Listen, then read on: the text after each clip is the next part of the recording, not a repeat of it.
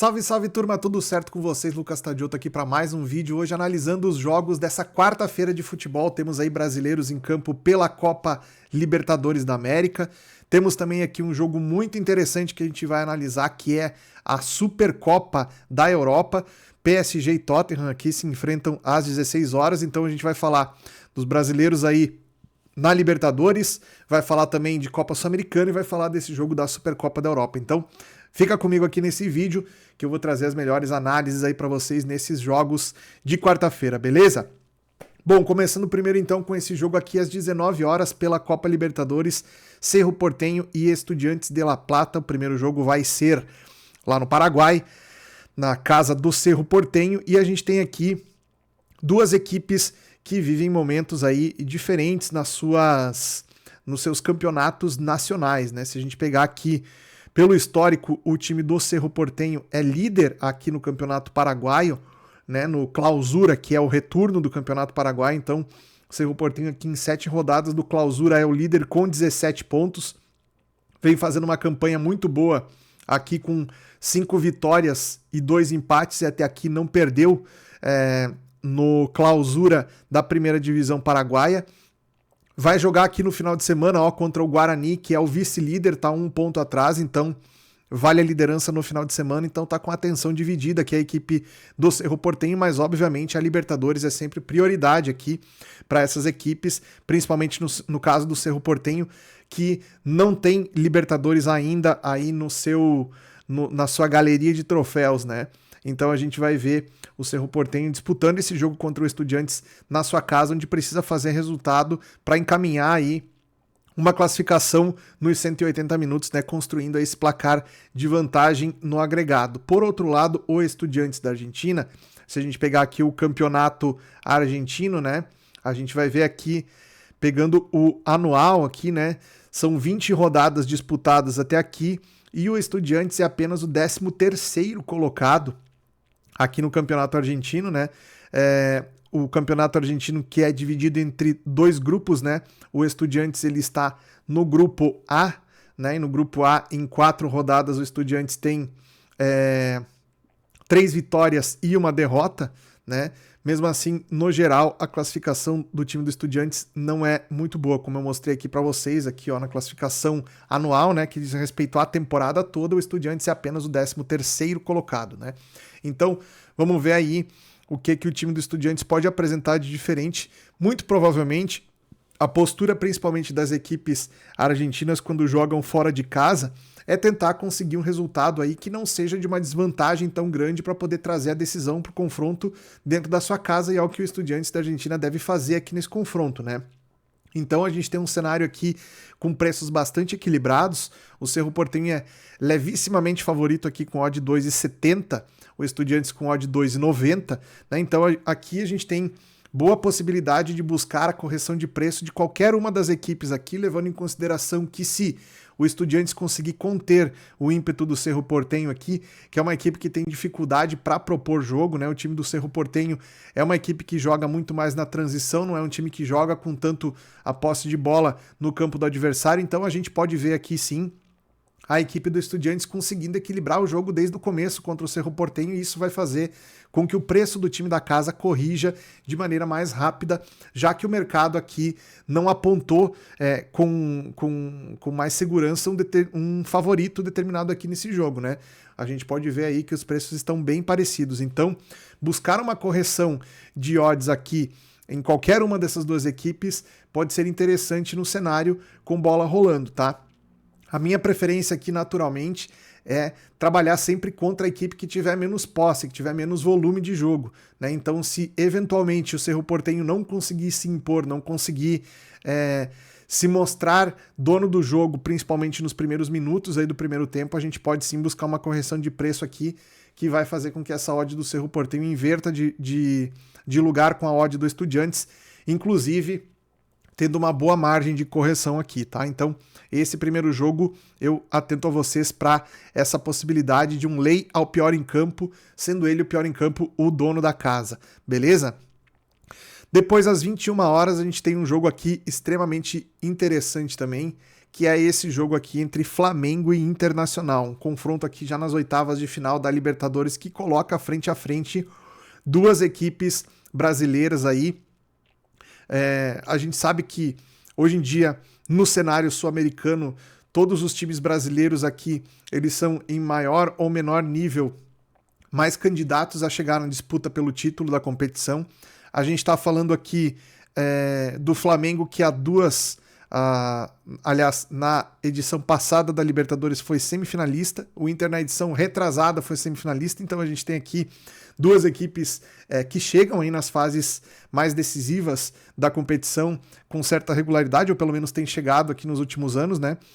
Obviamente, o favoritismo vai estar do lado do Flamengo aqui pela questão da força do elenco do Flamengo, que é muito grande. As contratações que o Flamengo fez nessa última janela talvez tenha sido uma das janelas mais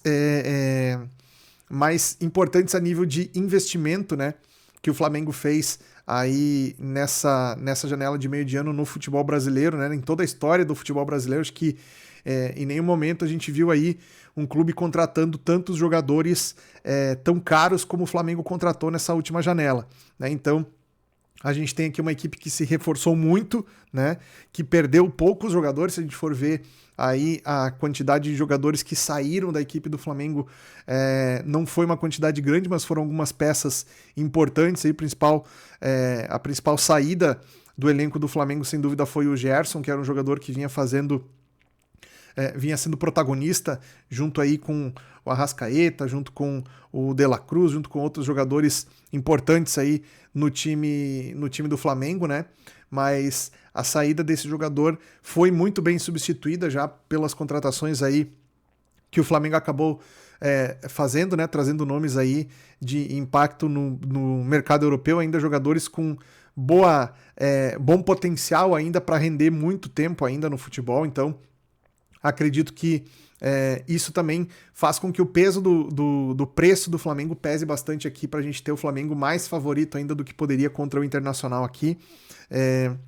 Naturalmente o Inter é um time que vai tentar buscar um resultado que não o elimine virtualmente nesse primeiro jogo, né? A gente sabe que o fator local do Inter também pode ser um fator preponderante para um jogo de 180 minutos, então é muito interessante, é fundamental, na verdade, para a equipe do Inter tentar voltar para o confronto da volta ainda com chances de classificação, né? Se tomar uma derrota aí por 2 ou 3 gols de diferença da equipe do Flamengo, vai ficar muito difícil de reverter depois. Então, o jogo do Inter é, sobretudo, para voltar vivo, para decidir a segunda partida no seu estádio, e aí sim tem condições de poder fazer um jogo com um pouco mais de autoridade. A equipe do Internacional, que vem sofrendo também com desfalques. Aí agora a gente teve recentemente a notícia de que o Fernando, volante do Inter, que lesionou, teve uma lesão ligamentar aí, ele não vai jogar mais pelo Internacional, pediu rescisão de contrato, então era um jogador que o Inter já não contaria até o final da temporada e agora não vai contar mais em definitivo, né? Então vai ser um desafio aí pro Roger Machado, também treinador do Inter, encontrar soluções aí para os jogadores importantes que o Internacional tem fora do time por lesão ou mesmo não vivendo uma boa fase técnica, como é o caso aí, por exemplo, do Ener Valencia, que é um jogador que o Internacional também investiu um dinheiro pesado nele e que não vem conseguindo dar um retorno, né? Então a gente tem aqui uma possibilidade de ver o Inter com uma escalação um pouco diferente para enfrentar o Flamengo fora de casa, talvez colocando mais um jogador no sistema de defesa, né? Entrando ali daqui a pouco com 3 zagueiros para esse jogo, ou com 3 volantes também, para tentar deixar o time um pouco mais fechado, se defender um pouco mais. Então aqui a gente pode ter sim uma possibilidade interessante para ficar posicionado a favor do Flamengo, tá? Essa odd aqui abaixo de 1,60 do Flamengo não é uma odd que inspira tanto valor assim. É o tipo de jogo que a gente tem que estar preparado exclusivamente para trabalhar no ao vivo. Você tentar fazer alguma coisa pré-live num jogo desse aqui, você vai abrir mão de ter muito mais informação do que quando você começa a assistir o jogo e ver o comportamento das duas equipes ou as escalações que os times vão mostrar desempenhando dentro de campo, tá? Então, eu sempre recomendo, quanto mais difícil o jogo de você fazer uma análise mais interessante é você utilizar o seu conhecimento de leitura de jogo e a sua análise de jogo com bola rolando para entender quais as melhores oportunidades para você trabalhar nesse jogo, tá? A minha sugestão é justamente fazer alguma coisa a favor do time da casa aqui nesse jogo, mas é claro, a gente precisa que o Flamengo justifique essa odd de favorito aqui, então precisamos do Flamengo tendo basicamente o controle das ações do jogo e gerando situações de gols, tá? Não adianta só o time ter aquela posse de bola que fica trocando bola entre o zagueiro e o lateral e o goleiro ali e o jogo não evolui, né? Então o Flamengo precisa, além de ter o controle do jogo, ele precisa propor, ele precisa criar situações para fazer sentido a gente pegar um back Flamengo aqui nessa situação, beleza? Bom, depois a gente tem aqui outros jogos interessantes. Vamos só dar uma passada rápida aqui nos jogos de Sul-Americana. A gente tem um Bolívar contra o Cienciano aqui. Via de regra, eu iria dizer para vocês que essa odd do Bolívar ela faz bastante sentido. Pelo fato do time estar mandando o seu jogo dentro de casa, a gente sabe que o Bolívar joga num cenário de altitude e que dificulta para a maioria dos adversários que vão enfrentar eles lá. Não é o caso, no entanto, do Cienciano do Peru, que é um time que manda seus jogos na cidade de Cusco, que também fica numa altitude bastante elevada. Então aqui o time visitante não deve sentir o efeito da altitude, como a grande maioria das equipes que enfrentam o Bolívar lá.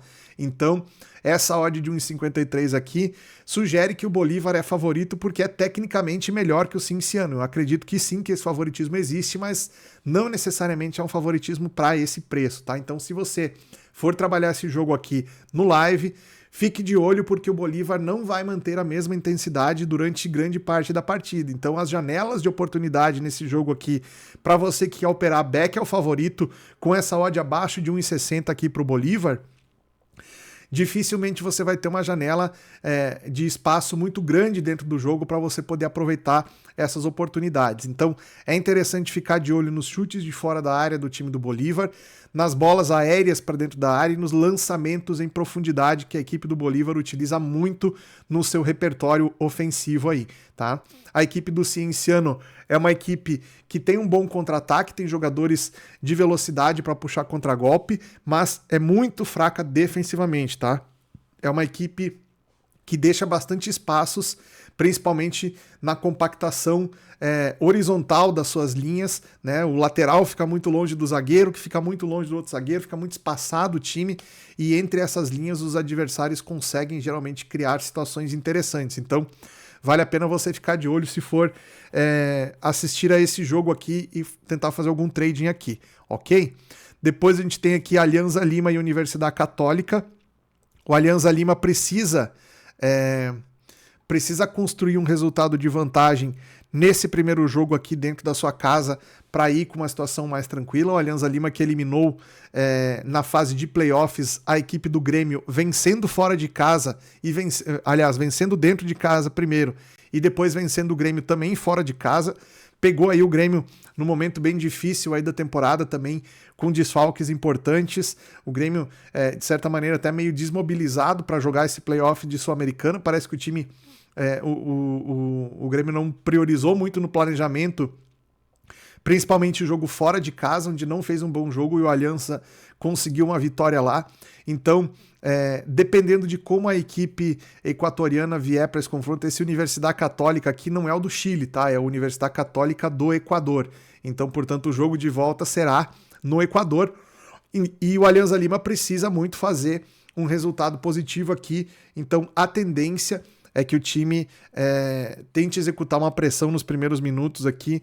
Nessa faixa de odds aqui eu não recomendo tanto trabalhar a favor do Alianza Lima. Acredito que uma situação melhor aqui para a gente explorar seria trabalhar contra a equipe visitante, contra a Universidade Católica aqui. Odd 5 tem um bom potencial de correção também, principalmente levando em conta que o time visitante aqui vai jogar praticamente por uma bola, tá? É como a gente tem visto a Universidade Católica jogar os jogos aqui contra equipes que a gente viu eles enfrentando já na própria Sul-Americana, tá? Então, esse registro que a gente tem do comportamento da equipe jogando fora de casa, jogando como visitante, aponta para esse tipo de situação onde a gente pode estar lei a eles, eventualmente, se o Alianza Lima tivesse tendo um volume de jogo interessante, beleza? Depois a gente vai aqui para outro jogo da Sul-Americana, jogo que vai ser às 21h30, mesmo horário de Flamengo e Inter, então talvez você não tenha aí o interesse de colocar tanta atenção nesse confronto aqui. Universidade do Chile, esse sim é o Universidade. No Chile tem 2 universidades, tem o Católica e tem o Universidade do Chile, que é esse aqui, que vai enfrentar o Independiente da Argentina, time que já foi campeão de Sul-Americana também, time que tem bastante história aí, já venceu 7 Libertadores, se não me engano, acho que segue sendo ainda o maior campeão de Libertadores de toda a história. Então, obviamente, foram títulos conquistados há muito tempo atrás, então tem tradição, tem história, mas no seu momento presente aqui, nas épocas mais recentes, o time do Independiente ele não apresenta assim, não se configura numa potência no futebol argentino, por consequência no futebol sul-americano, né? Nesse cenário aqui a gente também tem um equilíbrio muito interessante de preços aqui.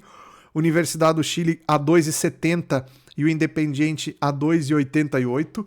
Obviamente é muito ruim para a Universidade do Chile ir com um confronto aberto para disputar lá na Argentina, onde o time argentino naturalmente tem um fator local muito pesado. Então aqui a gente pode ficar de olho principalmente na correção de preço, tá? Eu diria que a correção de preço, pelo que vem jogando a Universidade do Chile aqui, se a gente pegar nessa competição aqui, a gente vai ver. Vamos pegar o histórico da Universidade do Chile nos últimos jogos aqui, ó. A gente tem, ó, nos últimos 10 jogos, a gente tem 3 vitórias, 5 vitórias, 2 derrotas, 1 empate. Misturando aqui jogos de Sul-Americana e jogos do Campeonato Chileno, a gente vai ver que a Universidade do Chile é um time que marca, em média, 2 gols por jogo aqui, ó. 2-2 contra a União Espanhola, 2-1 contra o Colo-Colo, no clássico do país, né? 5-0 contra o Guarani do Paraguai pela Sul-Americana, empatou em 2-2 com o Nublense, perdeu de 2-1 para o Guarani também aqui na Sul-Americana, venceu o La Calera por 4-0, né? Perdeu aqui para o Cobresal, foi o único jogo aqui dessa race aqui que o Universidade do Chile não marcou gol, né? Que logo em seguida venceu por 4-1 União Espanhola, também pelo Campeonato Chileno. Então é um time que dificilmente passa em branco nos seus jogos. Isso aqui é importante a gente levar em conta também, né? Já o Estudiantes aqui na Argentina é um time, o Independiente, aliás, é um time um pouco mais magro aqui nos seus resultados, né? Meteu o Potosí aqui jogando em casa, o Potosí que é um time que joga na altitude, se fora da altitude não tem potencial técnico nenhum, foi goleado por 7-0, mas aqui a gente vai ver o time ganhando de 2-1, perdendo de 1-0, perdendo de 2-0, empatou em 0-0 aqui com o River, né? Então tem um retrospecto um pouco mais under a equipe do Independiente, tá? Então aqui para mim seria um lay a equipe visitante, tá? Acho que a gente pode buscar essa correção de preço aqui e na linha do 2,5 tomar bastante cuidado, tá? Porque esse jogo aqui, ele é um jogo que aponta pra gente uma tendência mais under, tá? A linha do over 2,5 tá 2,40. Não é o mercado principal para você poder trabalhar, que é o mercado de gols nesse jogo. Então fique ligado, porque eventualmente o jogo pode começar um pouco mais aceso, mas não indica necessariamente que teremos esse padrão over aqui para trabalhar. Para fechar, antes de falar do jogo mais importante que a gente tem nesse dia aqui, provavelmente o jogo provavelmente não, com certeza vai ser o jogo de maior liquidez que a gente vai ter aqui, que é o jogo entre PSG e Tottenham, valendo a final da Supercopa da Europa, né, onde joga o campeão da Champions League contra o campeão da Europa League, né, como se fosse a Recopa Sul-Americana que a gente tem aqui, né. Antes de falar desse jogo, eu queria convidar você que não é inscrito aqui no canal, por favor, se inscreva se você viu esse vídeo até aqui e achou interessante. A sua inscrição vale muito para o canal continuar crescendo. O seu like aqui nesse vídeo também ajuda demais a gente a chegar em mais pessoas, né? E Deixa aqui nos comentários o que você acha desses jogos que eu comentei. Lembrando sempre, quem está no apoio aqui do nosso conteúdo é o site da Superbet, a Superbet que tem aí super cotações para os jogos dessa quarta-feira de Libertadores. Vocês vão encontrar lá super cotações para Flamengo e Internacional e também para esse jogo da Supercopa que eu vou comentar aqui. Então, se você não tem uma conta na Superbet, recomendo você escanear o QR Code que está aqui na tela ou clicar no link na descrição. Crie sua conta na Superbet e faça parte aí dessa casa de apostas que é uma das melhores do mercado brasileiro hoje. Falando do jogo entre PSG e Tottenham, temos 1,45 para o PSG, odd 6 para o Tottenham. Isso aqui, naturalmente, é baseado no que a gente viu de histórico da temporada anterior, né? A gente não tem aqui ainda base o suficiente para conseguir precificar um confronto desses, levando em conta apenas amistosos que as duas equipes fizeram, ou pegando os jogos mais recentes aí, a gente até teve uma amostragem do PSG jogando no Mundial de Clubes, né? O PSG que já vem com uma ideia de time muito bem formulada, né? Se a gente pegar aí o esquema de jogo do Luiz Henrique, a gente vai ver que muito provavelmente não teremos grandes alterações táticas, embora tanto o time do Tottenham como o time do PSG, eles devem ter estudado esse jogo, devem ter estudado o adversário e trarão alguma situação de jogo, né? Trarão para situações de jogo estudos que eles fizeram em relação ao time adversário. Então, embora sejam equipes que vão partir de uma estrutura básica para conseguir criar aí a sua organização tática dentro do jogo, naturalmente o estudo do adversário faz com que alguma outra situação dentro do jogo seja baseado também no comportamento da equipe adversária. Nesse sentido, o Thomas Frank, o técnico do Tottenham, tem muito mais material para estudar o PSG, já que é um time que está formado há bastante tempo e que tem uma estrutura de jogo, uma dinâmica de jogo muito bem consolidada, né? Já por outro lado, a equipe do PSG não tem tanta base do estilo de jogo do Tottenham, o que a equipe inglesa pode trazer para esse confronto, né? Mas a gente tem aqui o time do Tottenham com algumas situações que a gente pode citar interessantes aqui, principalmente o jogo pelas extremas, né? Utilizando bastante a passagem dos laterais, principalmente do lado esquerdo aqui, né? Onde o Spence, aqui o lateral esquerdo, passa bastante. O Bentancur é um jogador um pouco mais marcador, então ele segura um pouco o jogo aqui, e o Spence faz essa triangulação aqui com o Brian Johnson, que é o extrema esquerda aqui do time do Tottenham, né? Então a gente tem bastante volume de jogo pelos lados do campo aqui na equipe do Tottenham, tá? Essa é uma qualidade que também aparece no time do PSG. O time do PSG joga num 4-3-3 mais clássico, né? Explorando muito o jogo pelas extremas do campo também, né? Tem jogadores de muita qualidade técnica aparecendo nessas funções aqui, e tem também a ultrapassagem dos laterais aqui, que fizeram uma grande temporada na temporada passada, venceram o Champions League, chegaram longe e também venceram a Copa da França, o Campeonato Francês e a Champions League, né? Conquistaram aí uma tríplice coroa inédita para o PSG, então vem com muita moral o time do PSG, mas no entanto, eu não vejo assim, por ser o primeiro jogo da temporada, eu não vejo por que esse favoritismo aqui abaixo de 1,50 do PSG, tá? Ele se explica por causa dessas situações que eu comentei aqui, mas não é o tipo de odd que a gente consiga encontrar tanto valor para pegar no pré-live esse preço aqui, tá? Até porque a gente já viu em situações onde o PSG estava interessado no jogo, e eu acredito que aqui não vai ser um problema o interesse das duas equipes. Acho que o PSG vai sim entrar muito focado em tentar construir um placar de vantagem aqui, mas se o Tottenham tiver uma organização suficiente para não ser amassado pelo PSG no começo, essa odd do PSG que vai lateralizar por um tempo, ela obrigatoriamente terá que corrigir caso o time não continue em cima, abafando o Tottenham contra o seu próprio gol durante pelo menos uns 15 ou 20 minutos no primeiro tempo, tá? Então, passado esse primeiro momento do primeiro tempo, se o PSG não conseguir abrir o placar, essa odd aqui muito provavelmente vai sofrer uma correção aqui. E se você ficar back ao PSG dentro desse momento onde a odd começar a corrigir aqui, ela vai te dar um coice muito forte aqui, porque passando de 1,50 ali, essa odd ela vai chegar a 1,70, 1,80 muito rapidamente, dependendo do interesse também do dinheiro que entra a favor do Tottenham, né? A gente sabe que existe esse fenômeno quando a gente fala de equipes inglesas, né? Então, mesmo o PSG sendo o bicho-papão da Europa nesse momento aqui, a gente tem que tomar muito cuidado em pegar odds que não necessariamente refletem valor, como é o caso desse 1,45 para o PSG aqui, certo?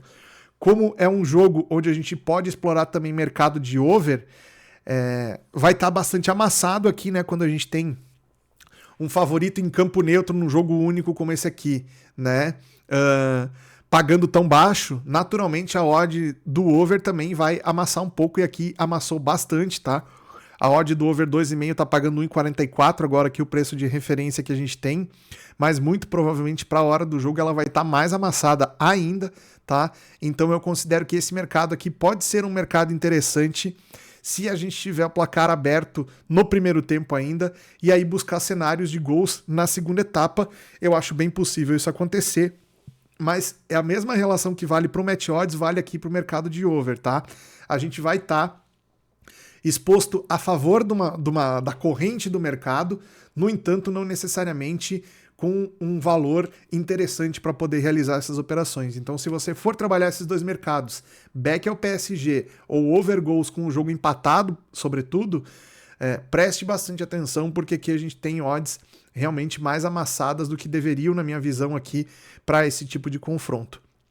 Se você não tem método, não busque a correção trabalhando contra esses preços, tá? Porque geralmente você não vai saber o ponto de saída do mercado nesse tipo de situação, tá? Então vale mais a pena você esperar, assistir o jogo, tentar identificar os melhores cenários ali, os melhores momentos para você realizar suas entradas aqui, ok? Eu vou estar fazendo esse jogo junto com vocês, então, amanhã, às 16 horas.